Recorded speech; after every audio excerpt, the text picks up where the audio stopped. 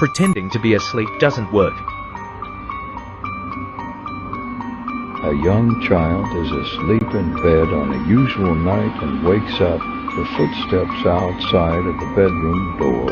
The child opens the door slightly and peers out, revealing a murderer carrying the corpses of his parents. After propping their dead bodies up on a chair, the murderer writes a message in their blood on the wall. The child returns to bed absolutely terrified and pretends to be asleep, whilst the murderer climbs under the child's bed and hides. The child is scared but still can't quite make out what the writing on the wall says. An hour passes and the child's eyes are now adjusting more to the darkness, trying to make out the words on the wall. Is a struggle, but finally it becomes clear and gasps in absolute shock. I know you're awake. The child hears heavy breathing and movement from under the bed. He's next. The urban legend of the killer in the backseat. One night a woman went out for drinks with her friends. She left the bar fairly late at night. She got in her car and onto the deserted highway. After a few miles, she noticed she was low on gas and pulled into a gas station. She was frightened by the odd behavior of the attendant, who kept trying to get her to leave the car and join him in the office. She refused and drove off as fast as she could. As she drove, she noticed a lone pair of headlights in her rear view mirror, approaching fast. As the car pulled up behind her, dangerously close to her tailgate, flashed through every stoplight and turn. It followed her until she reached home and pulled into her driveway. Terrified, she made a mad dash into her house and called the police. As she ran from the car, so did the driver of the car behind her, and he screamed, "Lock your doors and ring 911. When the police arrived, the horrible truth was finally revealed to the woman. The man in the car behind her had been trying to save her. As he pulled up behind her and his headlights illuminated her car, what he had saw shook the woman to the core. He saw the silhouette of a man with an axe rising up from the back seat behind her, so he flashed his lights to warn her. Turns out the man was a crazed killer escapee from a mental institution. She was lucky that night. This photo is of the Cincinnati crawler. It was taken by a family who caught him in their home in 1974, but he escaped shortly afterwards. So in 1974, the Johnson family in Cincinnati noticed a couple weird things happening in their home. The 14-year-old daughter, Claire, would complain about seeing glowing eyes outside of her window at night. And then one night, the youngest son, Timmy, was laying in bed in the dark when he felt the family dog jump up onto his bed. But when he went to go pet it, it was not the dog. It was the crawler, who police still believe was responsible for the disappearance of 4 other boys in the area. Some believe that he was an escaped convict, while others actually believe that he was the victim of human experiments happening in the area that may have been conducted by the family's dad. Claire snapped this photo of him before he escaped, but he was never found since. Do you guys remember the Momo Challenge? In 2018, the Momo Challenge was trending on the internet and children were the main target. Momo began appearing in cartoons on YouTube channels for kids and began taunting and threatening them. But aside from this, something more sinister was going on behind the scenes. People claiming to be Momo were initiating chats with kids all over the world. Momo convinced children to call a phone number, and from there, Momo would make them complete a series of harmful tasks and threaten them if they didn't complete it. The tasks would start simple but would slowly become more disturbing and vile. This included things such as hurting your pet and even convincing kids to take their own lives.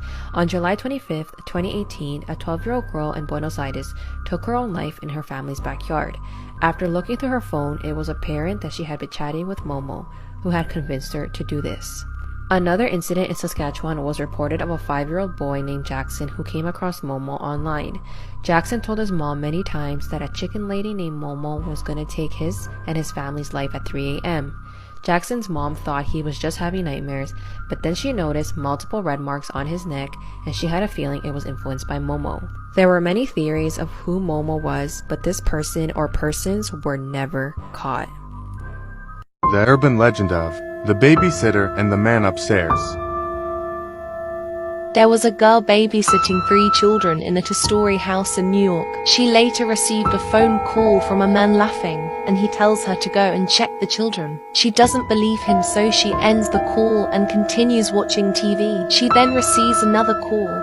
And the man now, with a deeper voice laughing again, tells her she better check the children upstairs. This time, scared, she decided to ring the police. They tell her if the man rings again, they will trace the next phone call. So he calls for a third time. He was laughing much harder this time. The girl was terrified now, shaking. She put the phone down. She then receives a call back from the police. Leave the house, do not go upstairs. We traced the call and it is coming from upstairs. The police arrive. Unfortunately, ma'am, the 3 children have been murdered and each call you had was for each murder committed. You were going to be the 4th. Has anyone ever told you not to do something and that just made you want to do it more? For these 3 girls, their curiosity would lead to something terrifying. These girls went to high school together and one night they decided to have a sleepover. They were also fans of horror movies, so they thought it would be nice to rent one out and watch it. They eventually found a video rental store on the street corner and went inside. They would soon regret this decision. They asked a woman behind the counter if she had any suggestions for horror movies that they could watch. The woman said she had the perfect movie for them and went into the back room. Then one of the girls noticed that an old and rusted videotape was lying on the counter. She picked it up and was instantly curious, but things got intense when the woman came back. She slammed her hands down on the old videotape and pulled it away. She said, "That's not something you should be watching." The woman wouldn't say anything else, only that it was a home movie. Then she handed them a regular horror movie. The girls agreed to rent that one out instead, but one of the girls was still too curious. She wanted to know what was in that old tape, so when the woman wasn't looking, she put it in her purse and left with it. When the girls came home, they decided to watch the old tape together, but what they saw on there would both shock and terrify them. This is nature's little evil prank, the sandbox tree. They're located in tropical parts of North and South America, like the Amazon rainforest. They stand out because they're covered in very sharp needles, but that's not the worst part. Pretty much everything on the tree is poisonous. I mean, the needles are poisonous, the seeds are poisonous, the bark is covered in a special type of sap. And the sap is poisonous as well. Not to mention, if you touch it, you'll get a really bad rash. And if you get it in your eyes, you'll go blind. But it's okay, because the tree gives these beautiful fruit. Except the fruit literally explode. It drops exploding fruit, and when the fruit explodes, it fires its seeds everywhere, up to 30 feet. And again, the seeds poisonous and gonna grow more sandbox trees. If you see a sandbox tree, just be cautious. Top 10 Most Evil Human Experiments Ever Conducted. Part 8. Beginning in 1901 and continuing for most of the 21st century, the Soviet Union employed poison laboratories known as Laboratory 1, Laboratory 12, and Chimera as covert research facilities of the secret police agencies. Prisoners from the gulags were exposed to a number of deadly poisons, the purpose of which was to find a tasteless, odorless chemical that could not be detected post-mortem. Tested poisons included mustard gas, ricin, digitoxin, and curare, among others. Men and women of varying ages and physical conditions were brought to the laboratories and given the poisons as medication or part of a meal or drink. This woman was brutally attacked by a 200-pound chimpanzee, and she barely lived to tell her story. Travis the chimp was a 14-year-old animal actor that appeared in Old Navy and Coca-Cola commercials, as well as several TV shows. He could open doors with keys, drive cars, and even drink wine at the dinner table because he was taught by his adopted parents, Sandra and Jerome Harold. Sadly, Jerome died from cancer in 2004, leaving Sandra to treat Travis like her only son, sleeping with him and taking baths together. And for a while, things seemed to be going smoothly until a close friend of hers, a woman named Charlotte Nash, came to visit Sandra and Travis. On February 16, 2009, Sandra was having issues keeping the chimp under control while Charlotte was away at work. And when the chimp grabbed her car keys and ran outside the house, Sandra called Charlotte Nash and asked her to come help Travis get back in the cage. But the moment she arrived, Travis viciously attacked her, ripping off her lips, nose, and hands, and causing several brain injuries. Sandra was forced to defend her friend and struck Travis with a shovel before stabbing him with a butcher knife several times. She would later tell reporters that it felt like stabbing her son, but this actually enraged the chimp even more, so Sandra was forced to run outside and call 911. He's killing my friend! Who's killing your friend? My chimpanzee! Oh, your chimpanzee is killing your friend. Yes. He ripped her apart! Hurry up! He ripped her face off! The brutal attack lasted for 12 entire minutes before police finally arrived at the scene.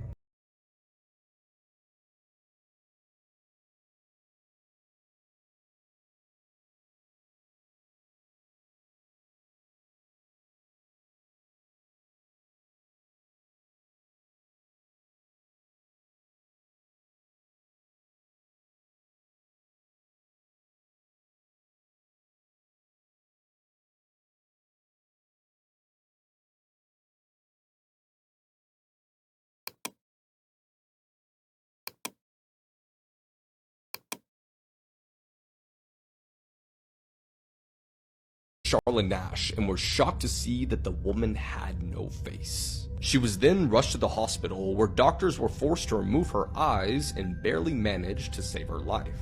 Charlotte's family then sued Sandra for $50 million, but she defended herself, claiming that she'd given Travis the anxiety medication Xanax 15 minutes before the attack. A lab report showed that this was true, but Travis was never actually prescribed the drug, and as it turns out, it can cause violent behavior in chimpanzees. In June 2011, Charlotte Nash received transplant surgeries for her hands and face, but doctors had to remove her hands shortly after. And sadly, 5 years later, her body rejected the face transplant as well, because the US military had her taking experimental drugs to help wounded soldiers in battle.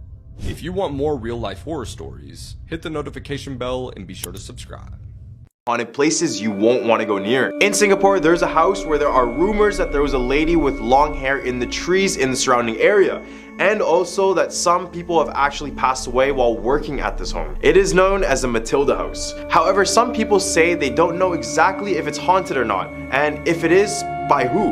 The Matilda House is an abandoned millionaire's mansion. The story behind it is that it was built in 1902 by Irish lawyer Alexander Cashin for his wife, and was named after his mother. The house stayed in the Cashin family for a while until it was left abandoned before the government got their hands on it. Legend has it that the house refused to be demolished, with stories saying unexplained forces would always get in the way of tearing down the house or any major renovations. Many have linked this to an ancestral spirit who guards the house to this day, and some have even reported seeing a lady sitting atop nearby trees, staring aggressively at any person looking to visit these grounds.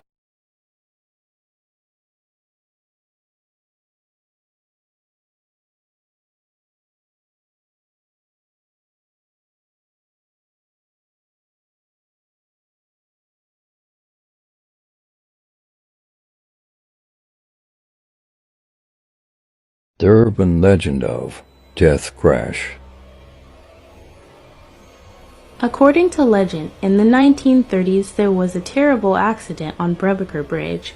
5 cars crashed into each other on the bridge, and all the people in the vehicles were killed on impact. Because the cars crashed in such a remote area, nobody saw it happen, and it remained undiscovered for a whole day. Eventually, after nightfall, a neighboring farmer was driving his tractor down the road and discovered the crash.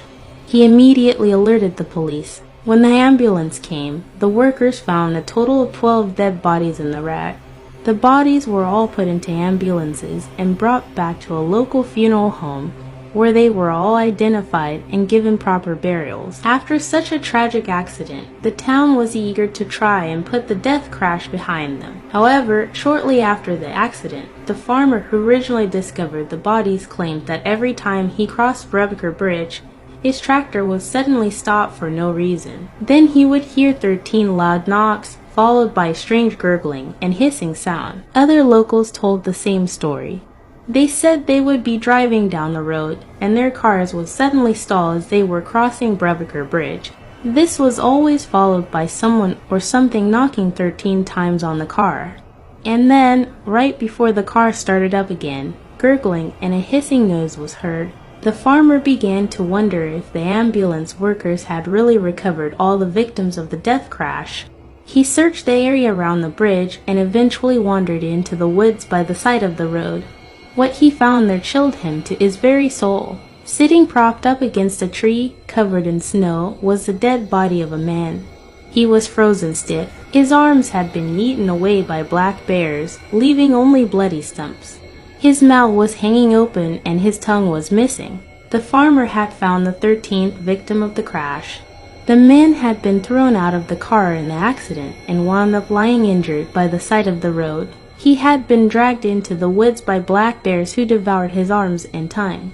The ambulance sirens scared off the black bears, and the man was still alive when the ambulance workers were taking the dead bodies out of the cars. He had been trying to call for help, but his arms and tongue were gone, so nobody could hear him. To date, locals still believe that the ghost of the 13th victim still haunts Brebaker Bridge, stopping any car that dares to cross his path. The ghost beats on the side of the car with the bloody stumps that were once his arms and then tries to call for help. but all that comes out are hisses and gurgles because he doesn't have a tongue. Wikipedia pages you should never visit. Euthanasia coaster. In 2010, a PhD candidate designed a roller coaster that would kill anyone who rode it. He said that it would take lives with elegance and euphoria. John F. Kennedy autopsy. Like seriously, don't visit this one. It has a very graphic picture. And that's because he was shot by 2 bullets, one from above and one from behind, which made the right side of his skull explode. You can imagine what this picture looks like. And the man who documented his own death. Carl Schmidt was bitten by a venomous snake and he wrote down every symptom that he experienced. Hours before he died, he was even offered medical help, but he refused because he said that he didn't want to upset the symptom.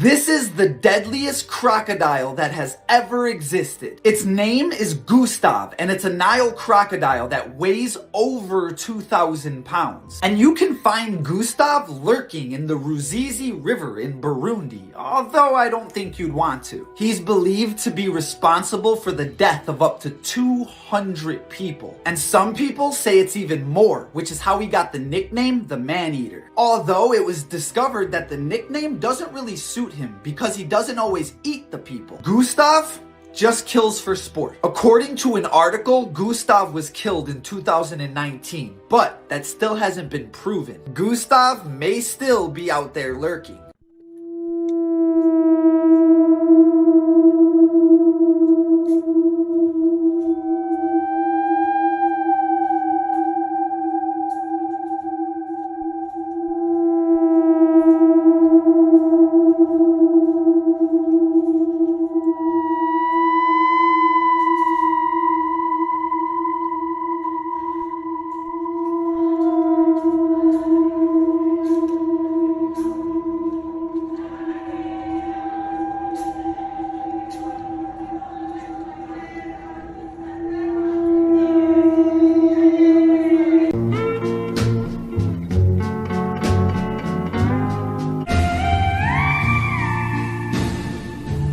So the murders took place over a 3-day period. First he strangled his wife and alcohol was found in both of their bodies, so it was suspected that he acted in rage. The next day he smothered his son with a pillow after he gave Xanax to him. And the last day he went to his home gym, he tied the cable around his neck, put it on the highest weight and let go, breaking his neck instantly. His last 2 web searches was a passage from the Bible about a son being resurrected, and the fastest and least painful way to break your neck. Even though there are many theories about why he did it, the real reason remains a mystery. Gruesome torture methods that you'll be glad you weren't around for. Part 1. The brazen bull execution was a method used in ancient Greece where a flame at the bottom roasted you to death, and the head of the bull was designed in such a way that your screams would be filtered and contorted into the sounds of a real bull.